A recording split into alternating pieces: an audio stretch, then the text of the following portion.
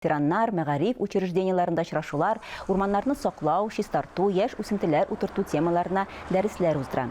Урманчылык музейларына экскурсиялар оештырыла. Кукмара районының Любен урманчылык көлиятендә ачык ишекләр көне уза. Укучыларны кабул итү шартлары, урманчы һөнәре үзенчәлекләре белән таныштырачаклар. Апрель аенда Татарстанда яшь үсентеләрне утырту сезоны башлана.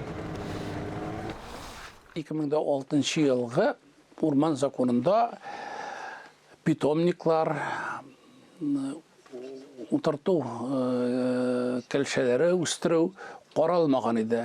Шулай булса дагы Татарстанда без үзебезнең барлык питомникларыбызны саклап калдык. Шуның өстенә әле тагын ябык тамырлы кәлшәләр үстерә торган урман селекция үзәге барлыкка килде. Саба районында безнең үзәгебез елга 12 миллион кәлшә үстереп бирә. Шуның өстенә тагын ике төрле яңалыгы бар аның. Бу үзәктә без шулай ук декоратив, яшелләндерү өчен агачлар үстерәбез. Яңа кәлшәләр үстерү лабораториябыз бар.